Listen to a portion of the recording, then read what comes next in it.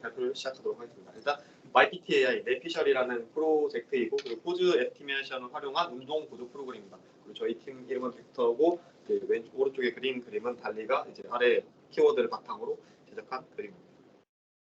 목차부터 소개를 먼저 드리겠습니다. 먼저 프로젝트에 대한 아이디어 그리고 프로젝트 소개 그리고 저희가 사용하는 인공지능 기술 포즈 에스티메이션 그다음에 포즈 에스티메이션에 사용하는 모델 그리고 사용하는 데이터 스텝 그리고 저희의 전체적인 가트 차트와 일정 마지막으로 개발 단계에 대해서 설명을 드리도록 하겠습니다. 네, 일단 저희가 왜 이러한 프로젝트를 구상하고 이제 왜 진행하는지에 대해서 말씀드리겠습니다. 오른쪽 그림은 저희가 직접 인공지능 모델을 돌려가지고 자세를 취하는 그림에다가 저렇게 포즈 에스티메이션을 해본 그림입니다. 이제 이 그림을 보면은 우리가 운동 동작을 할 때마다 이제 뭐 어떤 동작이 제대로 됐는지 아니면 어떤 동작이 몇 번 진행되는지 그런 걸 우리는 이제 머릿속으로 세고 있지만 사실 조금 편하게 하고 싶잖아요. 그래서 항상 운동할 때 개인 트레이너 선생님이 이렇게 봐주고 그리고 자세 교정도 해주고 그런 식으로 우리는 이렇게 운동을 진행하고 있는데 그거를 PT 없이 그냥 AI 핸드폰으로 이렇게 개인 PT를 받을 수 있지 않을까라는 생각에서 서비스가 시작됐습니다. 좀 더 자세한 내용은 제가 이제 최근에 라디오를 하나 들었는데 라디오에서 최근에 월드컵 했잖아요. 월드컵의 대부분 이제 팀들은 이제 아날로그적인 방식이 아니라 디지털적인 방식으로 팀의 이제 그런 매니지먼트를 하고 있습니다. 그래서 대부분의 이제 회사들이 대부분의 구단들이 디프로11이라고 하는 우리나라의 축구 기업의 서비스를 사용을 하고 있어요. 디프로11은 이제 선수들의 데이터를 바탕으로 선수들의 체력 아니면 선수들의 움직임 포즈 에스티메이션을 통한 움직임 아니면 오브젝트 딕션을 통한 위치 이동 그런 것들을 통해서 어떻게 선수들이 필드에서 움직이고 어떻게 조금 더 효율적이고 올바른 전술을 낼지에 대한 솔루션을 제공하는 회사입니다. 그래서 이 디프로11에서 주목하고 있는 게 데이터랑 스포츠 테크예요. 이런 분야 자체가 스포츠 테크라고 불리죠. 그래서 저는 이걸 보고 정말 이게 사업성이 뛰어나다. 우리나라에서 세계적인 구단은 다 유럽이 있는데 이걸 이제 서비스를 제공하는 회사는 우리나라입니다. 그래서 이 서비스는 정말로 뛰어나고 그리고 시장이 정말 가치가 높다라고 판단을 해서 이 프로젝트를 진행하면서 이제 스포츠 테크에 대한 잠재성을 보기 위해서 진행을 하였습니다. 그래서 가장 중요한 키워드는 여기 데이터 그리고 안에 인공지능도 이렇게 짝짝짝 들어가 있는 AI 그런 식으로 돼 있어요.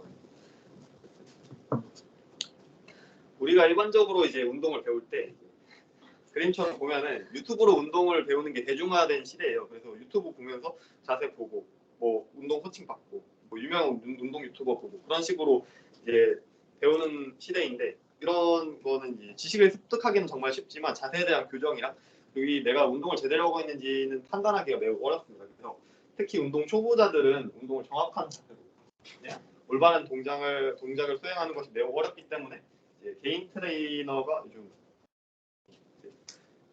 등록을 하고 있는 추세죠.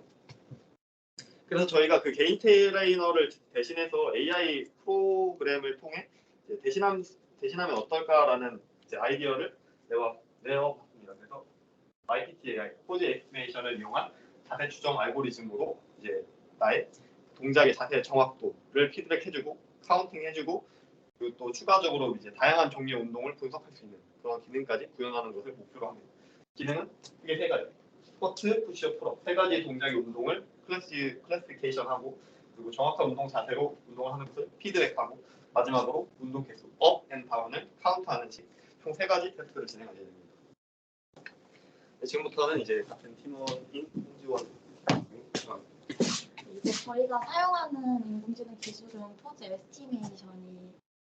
그래서 포즈 에스티메이션이란 일단 말 그대로 포즈를 추정하는 기술인데 보통 이미지나 영상을 대입해가지고 사람의 포즈를 분석하게 됩니다. 키포인트라는 게 있는데 여기 보시면은 관절마다 점이 찍혀 있잖아요. 이렇게 보통 표준은 17개의 키포인트를 잡아서 이제 관절마다 이어서 사람의 포즈를 분석하게 됩니다. 한 사람이 나올 경우에는 모델이 크게 두 가지로 나누어지는데 첫 번째가 인풋을 넣으면은 바로 이제 관절별 좌표를 다다다 찍어가지고 나오는 다이렉트 리그레션이 있고 그다음에 히트맵을 사용하게 되는 모델도 있는데 그거는 특정 관절이 존재할 영역을 이제 히트맵으로 표시를 해가지고 나타나게 됩니다.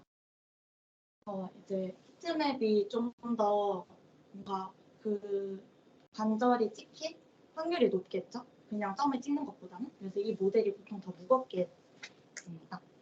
그래서 각각의 모델의 단점이 있는데 다이렉트 리그레이션 같은 경우에는 이게 무슨 가구에 가려지거나 아니면 앞술에서 손길이 겹쳐지거나 할 때는 점이 잘 찍히지 않은 오작동이 날 수도 있고요. 두 번째 히트맵은 모델이 너무 무겁다 보니까 싱글 휴면의 경우에는 시간이 오래 걸리는 경우가 있겠죠. 그래서 저희는 블레이즈 포즈라는 모델을 사용하게 되는데 이거의 장점이 되게 가볍습니다. 그래서 CPU나 모바일에서도 실시간 추적이 가능하고 근데 이거의 특징은 히트맵도 같이 사용을 하게 돼요. 아까 히트맵은 되게 무거운 모델이라서 시간이 오래 걸린다고 했는데 방법이 첫 번째는 엔코더 디코더 네트워크로 일단 인풋을 받게 되면은 트레이닝만 히트맵으로 먼저 예측을 합니다. 그 다음에 다른 인코더로 리그레이션을 통해서 처음에는 히트맵으로 진행을 하고 뒤따라서 리그레이션을 진행을 하게 돼요. 그래서 바로 우리가 사진이나 이미지를 넣었을 때는 히트맵을 제외시키고 이제 모델의 크기를 줄이게 됨으로써 실시간 추적이 모바일에서도 가능하게 만든 모델이거든요. 그래서 히트맵은 주로 트레이닝 셋에서 뭔가 결함이 있을 때 그런 거를 추적할 때만 사용하게 되고 아닌 경우에는 이제 다 제외를 시키게 됩니다. 그래서 아까는 표준이 코코 데이터셋이라는 게 있는데 그 컴퓨터 비전에서 되게 많이 사용하게 되는 데이터셋으로 유명하더라고요. 거기에서는 17개의 키포인트를 사용하게 되는데 저희는 좀 추가된 33개의 키포인트를 사용을 하게 돼요. 그렇게 되면은 손과 발에 대한 배율이나 방향 정보 이렇게 보시면은 뭔가 발등처럼 생기게 되잖아요. 이제 방향 정보를 형성시킬 수 있게 되고 그렇다 보니까 뭔가 스포츠에서는 발이 향하는 방향 같은 것도 중요할 때가 많거든요. 이제 피트니스 목적에는 좀 더 부합하는 모델이지 않을까 생각을 합니다. 그리고 보통 그 오브젝트 디렉션 같은 경우는 NMS를 많이 사용을 하더라고요. 근데 이게 바운딩 박스를 쳐가지고 보통 인계치를 넘기지 못하게 되면은 다 제외를 하는 방식으로 가게 되는데 그 가운데 큰 말의 경우는 지금 0.9라고 적혀 있고 나머지는 0.8이라고 적혀 있거든요. 그럼 인계값이 0.9가 되게 되면은 나머지 파란색이랑 빨간색 박스는 제외가 되겠죠. 그래서 저희 눈으로 보는 말의 개수는 3개인데 컴퓨터는 1개로밖에 못 받아들이게 되고 막 이렇게 사물이 겹쳐질 경우에는 오작동을 많이 일으킬 수가 있게 돼요. 그래서 여기서는 그 사람을 기준으로 잡을 때는 얼굴을 먼저 감지를 하게 되고 그거에 따라서 개수를 세게 되는데 이게 저는 되게 조금 신기했던 게 이 모델을 개발할 때 이렇게 얼굴을 잡아야 되겠다라고 영감을 받은 게 레오나르도 다빈치의 이 저 그림을 보고 영감을 받았다고 하더라고요. 그래서 뭔가 예술이 개발에도 도움이 되는구나라는 생각을 하게 되었어요. 그래서 이제 명확한 픽처로 상대적인 편차가 NMS보다는 적게 되고요. 하지만 머리는 항상 화면 안에 있어야 감지가 되는 그런 시스템이 되게 됩니다. 저희가 데이터셋을 이렇게 돌리게 되는데 아까 말했다시피 사람의 얼굴이랑 몸 전체가 보이거나 또 골반이랑 어깨가 잘 보여야 돼요. 왜냐하면 인풋을 넣었을 때 그 이미지들을 어깨랑 골반을 기준으로 이제 정렬을 하게 되거든요. 그래서 이게 예시로 이 제 사진을 보게 되면은 어깨만 나오게 되고 골반은 안 나오게 되면은 조금 잘 안 잡히는 경우가 있고요. 여기는 잘 나왔죠. 어깨랑 골반이 다 나오고 얼굴도 잘 나와서. 그래서 저희는 지금 현재 푸시업 데이터셋을 다 제작을 해놓은 상태고 이제 각 운동의 최종 상태, 그러니까 푸시업이면은 업한 상태, 이제 다운한 상태 두 가지로 나눠가지고 이미지 샘플들은 케글 데이터셋이랑 직접 촬영한 거를 이렇게 같이 수집해가지고 다운은 88개, 업은 112개로 만들어 놓은 상태입니다. 캐글에 스쿼트, 푸시업 이렇게 검색을 하니까 그래도 꽤 괜찮은 데이터셋들을 수집을 할 수 있더라고요. 그래서 좀 편했고 도전이. 그래서 이제 추후에는 풀업이랑 스쿼트 데이터셋도 제작을 해야 할 예정입니다. 이제 다음으로는 회장님께서 이어서 발표를 해주시겠습니다.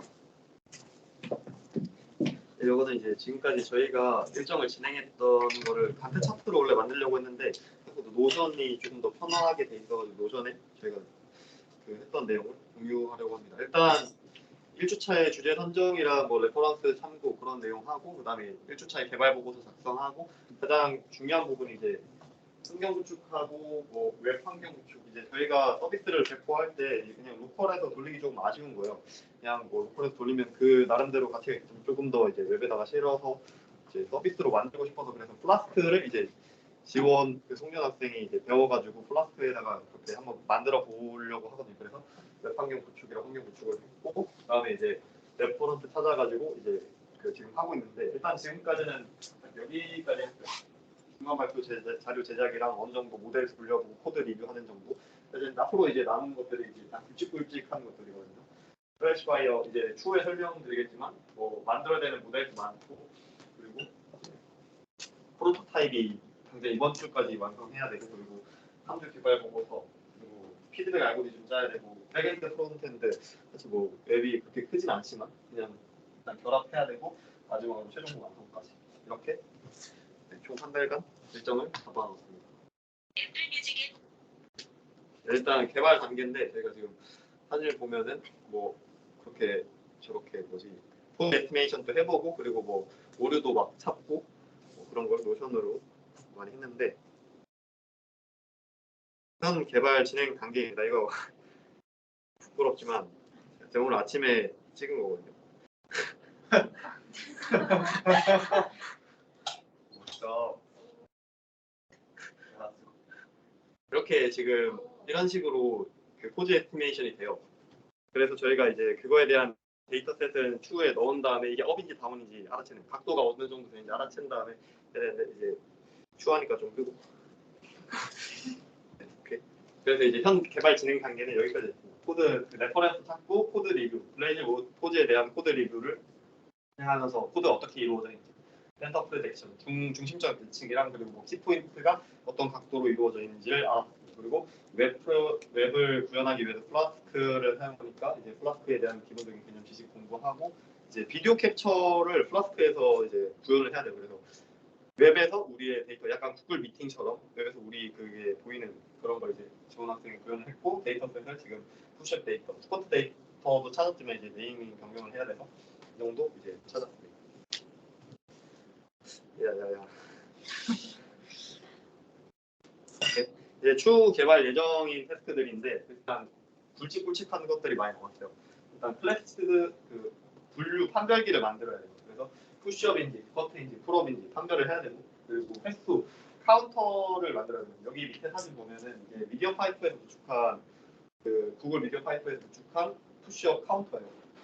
푸시업 카운터, 스쿼트 카운터.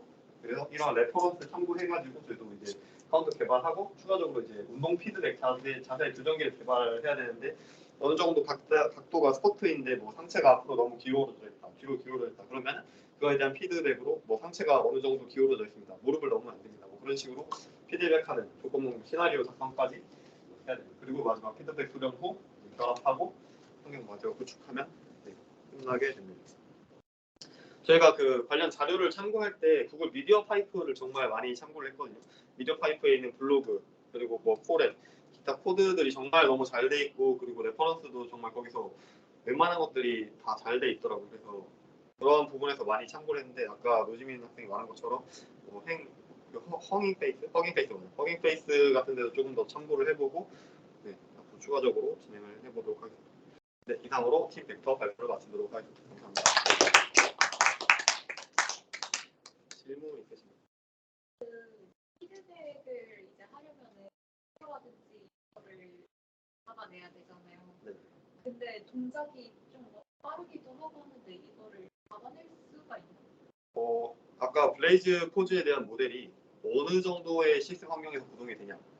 4개에서 됩니다. 아, 로컬에서 돌렸는데 로컬에서 가볍게 됩니다. 되게 무난할 정도 됩니다. 그래서 이제 실시간으로 지금 보여드릴 수 있어요. 아까는 영상이 끊긴 거였지만 사실 실제로 그냥 영상 찍으면 바로바로 되기 때문에 그 각도에 대한 피드백은 그 실시간으로 들어옵니다. 아까 모델에서도 실시간이라고 했죠. 아까 질문에 유사하게 빠르기도 이제 들어가는 거죠. 체크하는 사람 잘하고 있는지 판단할 때 빠르기 같은 게 들어가는 거. 너무 빨리 하는 건지. 그거는 지금 생각을 저희가 못 해봤거든요. 근데 카운터를 이제 할 때 뭐 동작이 수행하는데 빠르기까지 이제 측정을 할 수 있겠네요. 하면 이제 뭐 템포가 보통 운동할 때 템포라고 하죠. 템포가 몇 바이 몇 템포로 이루어지는지 운동이 그런 정보까지 만들 수 있겠네요. 네, 그 과정이 기록이 되니까. 네. 김용 학생 질문 있다고. 너무 완벽해서 네 기대가 됩니다. 그러면 질문이 그 네. 달력이라 할까? 그 노션 네. 그 거기서 개인적으로 궁금한 건 그 18일 날에 데드월 온라인 이게 이게 진짜 사실 저희가 이제 앞으로 쭉 날이 제가 일정이 되는데 지원 학생 일정이 안 되고 지원 학생 일정이 되는데 제가 일정이 안 되는 날이 있어요. 그래서 그날까지 이제 어떻게든 마감을 짓겠다고 적어놨거든요. 데드월 근데 이제 뭐 기도를 해보면 그래도 아쉽지만 이제 다음 최종 발표 때는 이제 다들 일단 여기 끊고